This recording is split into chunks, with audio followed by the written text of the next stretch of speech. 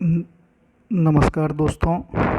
Suheldev university, जिसे महाराजा Suheldev university Azamgarh कहते हैं, महाराजा सुहेलदेव यूनिवर्सिटी आजमगढ़ के बीएड थर्ड सेमेस्टर के जो लोग हैं उसमें से कुछ हमारे मित्र हैं। उन्होंने कहा था कि कुछ प्रश्नों को अनुमान लगा कर बताया जाए कि मतलब क्या पूछा जा सकता है, क्या नहीं पूछा जा सकता है। बस यह एक अनुमान है, खास करके लघु उत्तरीय जो प्रश्न है उसका अनुमान है। जो लघु उत्तरीय प्रश्न होता है 50 शब्दों में 2 नंबर वाले, अति लघु उत्तरीय, इसको अति लघु उत्तरीय कहिए। जो अति लघु उत्तरीय प्रश्न है जो खास करके 2 नंबर में या 2 मार्क्स में 50 शब्दों में पूछा जाता है, उसके बारे में है। और उसी के बारे में ये क्वेश्चन तैयार किया गया है, क्योंकि जो अति लघु उत्तरीय प्रश्न होते हैं 2 नंबर में पूछे जाते हैं 50 शब्दों में, वो आपको बहुत कठिन लगते हैं, क्योंकि किताबों में बहुत सा क्वेश्चन दिया हुआ है, 300-400 क्वेश्चन दिया है, तो आप कंफ्यूज रहते हैं कि किसको पढ़ें और किसको ना पढ़ें। तो आइए एक नज़र डालते हैं। ये 30 क्वेश्चन आपके लिए बनाया गया है बीए थर्ड सेमेस्टर के लिए। और देखिए, बीए थर्ड सेमेस्टर के लिए जो है ये पेपर फर्स्ट का क्वेश्चन है, पेपर फर्स्ट का ये क्वेश्चन है। इसको ध्यान से देख लीजिए। महाराजा सुहेलदेव विश्वविद्यालय, बीएड थर्ड सेमेस्टर, बीएड तृतीय सेमेस्टर, पेपर फर्स्ट। क्या है? पेपर फर्स्ट है। अति लघु उत्तरीय प्रश्न है ये क्या है? अति लघु उत्तरीय प्रश्न है, 50 शब्द में है और 2 नंबर में ये पूछे जाएंगे।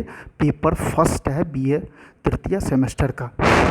आइए इन 30 क्वेश्चनों को जल्दी जल्दी देख लेते हैं। जिसमें देखिए, अति लघु उत्तरीय प्रश्न, 50 शब्द, 2 मार्क्स, फर्स्ट पेपर।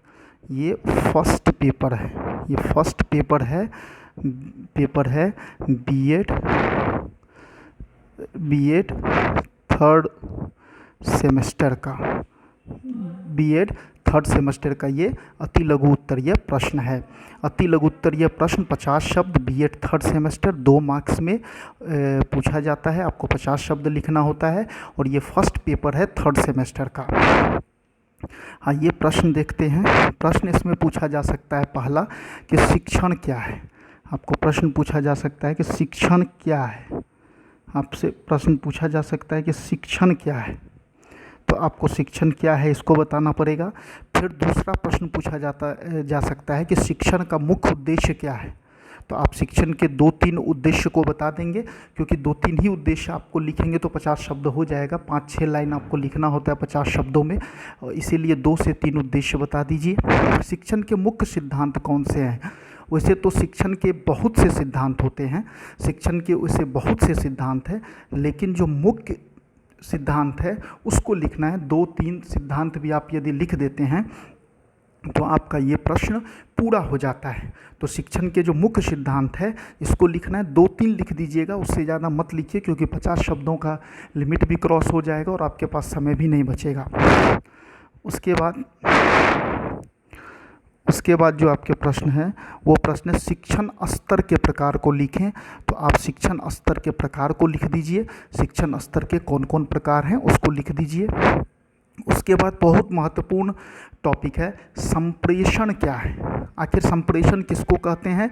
तो संप्रेषण पे ये प्रश्न पूछा जा सकता है, संप्रेषण पे ये प्रश्न पूछा जा सकता है। तो संप्रेषण क्या है, ये क्वेश्चंस को आप तैयार कर लेंगे। उसके बाद संप्रेषण का उद्देश्य क्या है, ये भी बहुत महत्वपूर्ण है। तो आप 2-3 उद्देश्य कम से कम बता दीजिए, तो 50 शब्द आपके पूरे हो जाएंगे। 2-3 उद्देश्य के बारे में आप लिख देंगे तो 50 शब्द आपका पूरा हो जाएगा। मतलब 5-7 लाइन से ज़्यादा मत लिखिए, क्योंकि समय भी लगेगा और 50 शब्द का क्रॉस लिमिट भी हो जाएगा। उसके बाद मुख्य रूप से आपको फिर अगला प्रश्न है, संप्रेषण के मुख्य घटक कौन से हैं। आखिर संप्रेषण के घटक कौन कौन से हैं, 3-4 घटकों को आप बता देंगे तो आपका 50 शब्द पूरा हो जाएगा। इसके साथ साथ संप्रेषण के कुछ सिद्धांत को लिखिए। सिद्धांत कई हैं संप्रेषण के, लेकिन 3-4 सिद्धांत भी, आप 3 सिद्धांत भी लिख देते हैं तो आपका 50 शब्द पूरा हो जाएगा। यदि आप 3 शब्द भी लिखते हैं तो आपका 50 शब्द पूरा हो जाएगा। उसके बाद अगला प्रश्न है, अच्छे संप्रेषण का क्या गुण है। आखिर संप्रेषण का गुण क्या होता है, आपको इसे भी बड़े क्वेश्चन के लिए भी तैयार करना है। तो छोटे क्वेश्चन के में आप जो ये 2 नंबर वाला प्रश्न है उसमें आप 50 शब्दों में लिखना है। तो इसीलिए अच्छे संप्रेषण के 3-4 गुणों को भी आप लिख देते हैं तो 50 शब्द आपके पूरे हो जाएंगे। सूक्ष्म शिक्षण क्या है, बहुत महत्वपूर्ण टॉपिक है। आपको पूछा जा सकता है कि सूक्ष्म शिक्षण क्या है, तो सूक्ष्म शिक्षण को भी आप तैयार कर लेंगे क्योंकि सूक्ष्म शिक्षण आपसे पूछा जा सकता है, ये बहुत महत्वपूर्ण टॉपिक है। उसके बाद शिक्षण प्रतिमान क्या है, इसको भी तैयार कर लीजिए कि शिक्षण प्रतिमान क्या है। उसके बाद जो 12वां क्वेश्चन है, आप देखेंगे कि शिक्षण प्रतिमान क्या है, इसको पढ़ लेंगे। शिक्षण प्रतिमान के घटक कौन सा है, इसको देख लीजिएगा कि शिक्षण प्रतिमान के घटक कौन से हैं, क्योंकि शिक्षण प्रतिमान के घटक आपसे पूछ सकता है। सूक्ष्म शिक्षण की आवश्यकता क्यों, आखिर हमें सूक्ष्म शिक्षक दी जानी चाहिए छोटे बच्चों को, या प्राइमरी स्तर पे खास करके। तो ये चीज़ें आपको छोटे क्वेश्चन में भी आ सकता है, लॉन्ग उत्तर में भी आ सकता है। उसके बाद जो 15वां क्वेश्चन है वो है पाठ योजना या पाठ नियोजन क्या है। आपसे पूछा जा सकता है कि पाठ योजना या पाठ नियोजन क्या है। ये प्रश्न बहुत महत्वपूर्ण है। पाठ योजना या पाठ नियोजन क्या है, ये आपसे पूछा जा सकता है। ये बहुत ही महत्वपूर्ण प्रश्न है, इसीलिए जिसको लेसन प्लानिंग कहते हैं, इसको आप देख लीजिएगा। लेसन प्लानिंग है, पाठ योजना या पाठ नियोजन क्या है, एक ही चीज़ है। आखिर आप पाठ योजना कैसे बनाएंगे या पाठ नियोजन कैसे करेंगे, ये पूछा जा सकता है फर्स्ट पेपर में। पाठ योजना के मुख्य चरण बताए, तो ये फर्स्ट पेपर में पूछा जा सकता है कि पाठ योजना के मुख्य चरण कौन कौन से मुख्य चरण हैं, मतलब आखिर मुख्य चरण पाठ योजना बनाएंगे तो कौन कौन से उसमें चरण होंगे, इसको आप जरूर लिख दें। उसके बाद 17वें क्वेश्चन पे हम लोग चलेंगे। तो फिर अब आ जाएंगे शिक्षण की कुछ समस्याओं को लिखें। आपको शिक्षण की कुछ समस्याओं को लिख देना है कि शिक्षण की समस्या क्या है, और शिक्षण की समस्याओं को आप जब लिख देंगे तो ये बहुत महत्वपूर्ण है। पूछेगा कि शिक्षण की कुछ समस्याओं को लिखें। आखिर शिक्षण की समस्या क्या है, इसको आपको लिखना चाहिए, और ये बहुत ही महत्वपूर्ण क्वेश्चन है।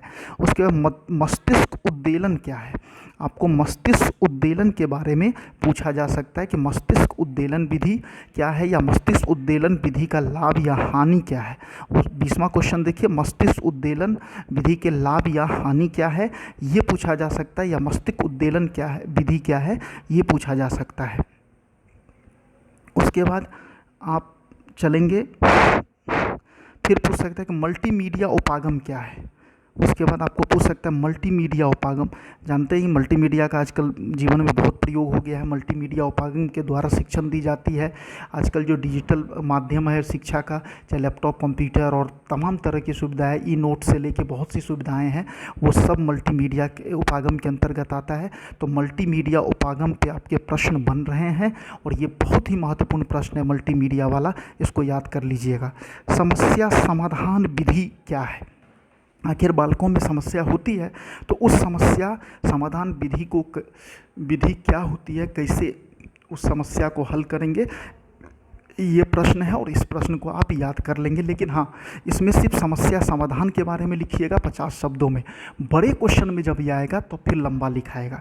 समस्या विधि के सोपान, तो इसमें सिर्फ सोपान लिखना है, उसके बारे में चर्चा नहीं करनी है क्योंकि ये 50 शब्द में ही पूछा जाएगा। तो समस्या समाधान विधि के सोपान को आप लिख दीजिएगा, ठीक है। समस्या समाधान विधि के जो सोपान है, बस मोटा मोटी उसको लिख दीजिएगा तो 50 शब्द आपके पूरे हो जाएंगे। इसमें बहुत विस्तृत से मत लिखिएगा क्योंकि ये 50 शब्द में ही पूछा गया है। हालांकि बड़े क्वेश्चन में भी आ सकता है, लॉन्ग आंसर में भी आ सकता है, लेकिन ये छोटे के लिए मैंने वीडियो बनाया है, छोटे क्वेश्चंस के लिए ये वीडियो है। उसके बाद एक क्वेश्चन आपको पूछ सकते हैं, सहभागी शिक्षा का क्या अर्थ है। सहभागी शिक्षा का क्या अर्थ है, ये आपको पूछा जा सकता है कि सहभागी शिक्षा का क्या अर्थ है और सहभागी शिक्षा का क्या अर्थ या महत्व, कुछ भी पूछ सकता है। एक महत्व पूछे तो महत्व लिख दीजिए 3-4, यदि अर्थ पूछे तो थोड़ा सा 50 शब्दों में अर्थ लिख दीजिए इसका। फिर है योजना प्रणाली, प्रोजेक्ट, है ना, योजना प्रणाली। आप योजना प्रणाली पढ़ लीजिए, सीटेट यूपीटेट सब में भी पूछा जाता है। तो योजना प्रणाली एक क्वेश्चन आ सकता है, छोटे में बड़े में भी आ सकता है, लेकिन अभी छोटे की बात कर रहा हूँ जो 2 नंबर में होता है, लघु उत्तरीय, उसकी बातें हो रही हैं। तो योजना प्रणाली क्या है के पे प्रश्न आ सकता है, इसको जरूर तैयार करिएगा। फिर उसके एक महत्वपूर्ण है टोली शिक्षण क्या है। टोली शिक्षण के विषय में भी आपको बताना है कि टोली शिक्षण क्या है, और निश्चित रूप से आप टोली शिक्षण के बारे में तैयार कर लीजिएगा। फिर है विद्यार्थी या शिक्षार्थी केंद्रित शिक्षा क्या है। 28वां क्वेश्चन जो है, विद्यार्थी या शिक्षार्थी केंद्रित शिक्षा क्या है, ये छोटे के लिए बहुत महत्वपूर्ण है। छोटे क्वेश्चंस के लिए, ये छोटे क्वेश्चंस के लिए बहुत महत्वपूर्ण है, इसलिए इसको ज़रूर तैयार कर लीजिएगा, ये बहुत महत्वपूर्ण है। इसी को विद्यार्थी या शिक्षार्थी केंद्रित को ही बाल केंद्रित शिक्षा भी कहते हैं। आपको सीटेट यूपीटेट में ये पूछता है। उसके बाद 12वां क्वेश्चन है शिक्षक केंद्रित शिक्षा। एक होता है बाल केंद्रित शिक्षा या विद्यार्थी केंद्रित शिक्षा, और एक होता है शिक्षक केंद्रित शिक्षा। तो ये पूछा जा सकता है, इसको निश्चित रूप से आप तैयार कर लीजिए, बहुत महत्वपूर्ण है। उसके बाद है शिक्षार्थी, विद्यार्थी केंद्रित, शिक्षार्थी केंद्रित या बाल केंद्रित, जो भी पूछे, विद्यार्थी केंद्रित शिक्षा के 3 लाभ, 3, 2, 3, 4 कोई भी लाभ पूछा जा सकता है, तो इसको आप तैयार कर लेंगे। ये पेपर फर्स्ट का प्रश्न है, बीएड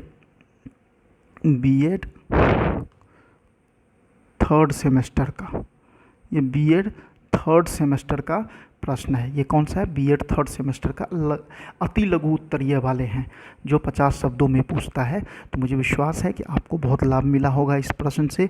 आप इसको याद कर लीजिए, पूरी तरह से एकदम देख लीजिए इसको, और ये बहुत ही अच्छा लगेगा। ये पार्ट 1 था, एक पार्ट और समय मिलेगा तो नहीं, समय कम मिलता है, समय तो मिलता नहीं है।